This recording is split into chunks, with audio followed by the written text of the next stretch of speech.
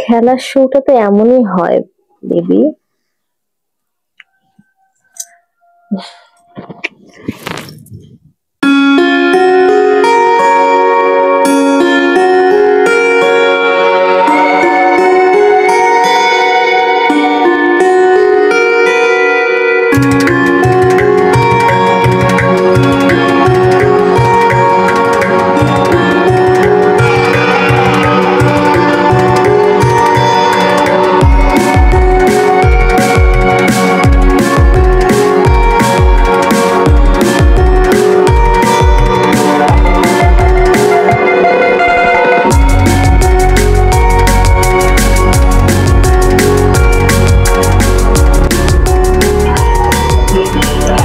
যেটা খুব স্মার্ট তাই না?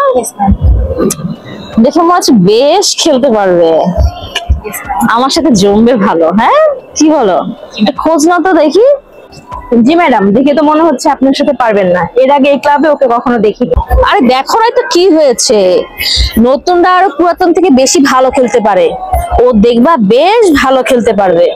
ম্যাডাম আপনি যদি বলেন আমি তাকে অফার করতে পারি, দেখি সে কি বলে। শোনো, আমি ডাকলে ওর তো সাড়া দিতে বাধ্য, তুমি জানো না সেটা। ওর তো আমার সাথে খেলতেই হবে, আমার ওকে বেশ পছন্দ হয়েছে, ওকে আমি খেলবই।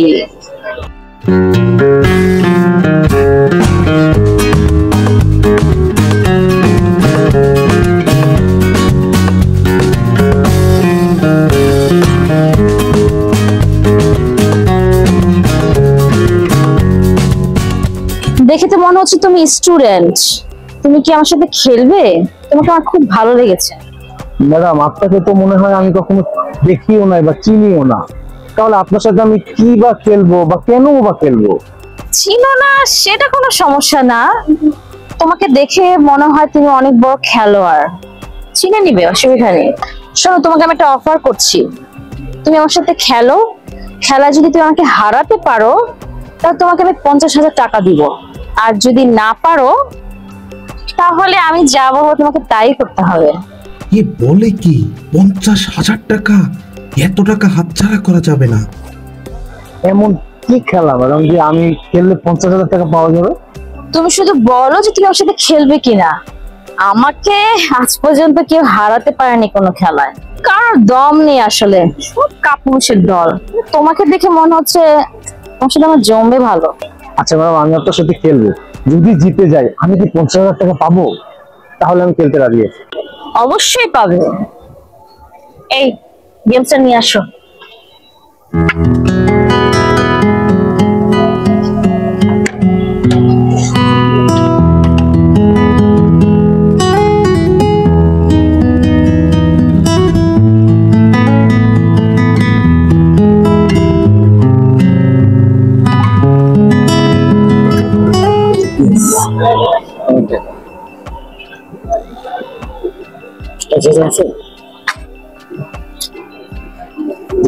শোনো,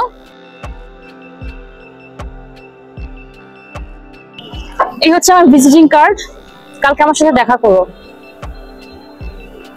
যদি আরো খেলতে চাও। কি ব্যাপার ম্যাডাম, আপনি হারলেন কেন? তুমি বুঝলো না কেন হারলাম? ওকে তো আমার আবার চাই, ওকে আমার বারবার চাই, তাই ওকে আমি টোপ দিলাম আমার আন্ডারে যেন সে আবার আসে।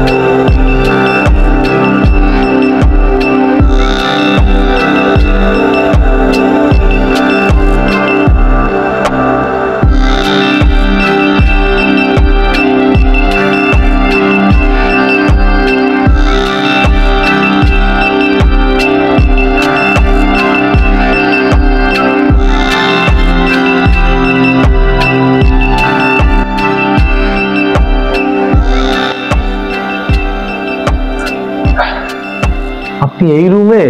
আমি সারা রুম খুঁজে বেড়াচ্ছি আপনাকে।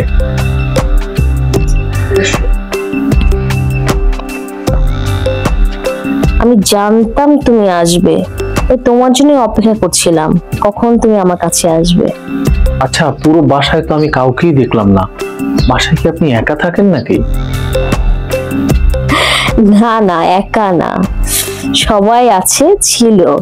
তুমি আসবে বলে আমি সবাইকে বিদায় করে দিয়েছি, শুধু তুমি আর আমি একা থাকবো।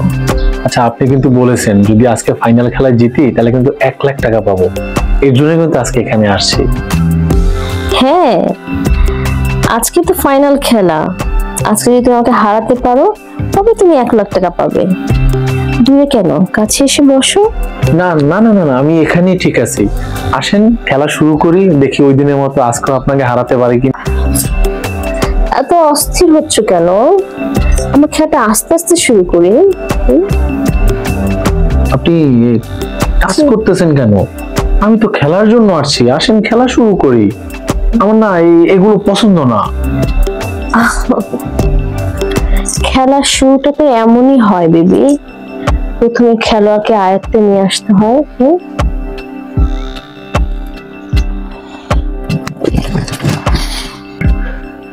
আপনি আমাকে খুন করতে চান? আমি তো আপনার কোনো ক্ষতি করি নাই, তাহলে আপনি আমাকে কেন মারতে চান? পুরুষ মানুষকে আমি ঘৃণা করি। এরা ঘরে বউ রেখে অন্য ঘরে বউর সাথে পরকীয়া করতে যায়, যেটা আমার বেলাও হয়েছিল। আর তাই আমি আমার স্বামীকে নিজ হাতে খুন করেছি। এই ছুরিটা দিয়ে খুন করেছিলাম আমি ওকে।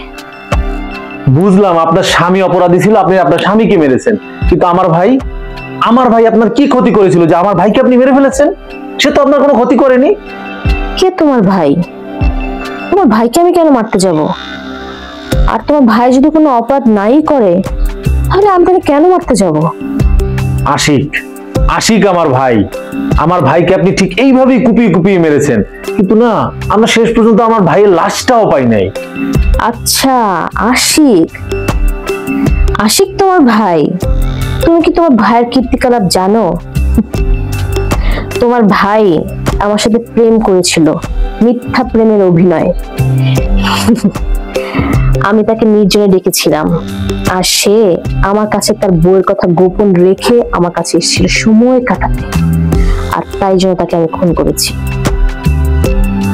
এটা দিয়ে খুন করেছিলাম। আপনি তো সবাইকে মিথ্যা বলে নিয়ে আসেন, যেমন আপনি আমাকে নিয়ে এসেছেন খেলার কথা বলে। হ্যাঁ, এটাই আমার প্ল্যান।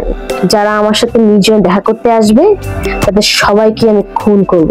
তবে এই প্ল্যানটা অবশ্য আগে ছিল না, তোমার ভাইয়ের সাথে প্রেম করার পর এই প্ল্যানটা করেছি। এখন আমার কোনো পুরুষকে সহ্য হয় না তোমার ভাইয়ের সাথে প্রেম করার পর থেকে। সেই আশা আপনার আর কখনোই পূরণ হবে না, কারণ আপনার জন্য নিচে পুলিশ অপেক্ষা করতেছে।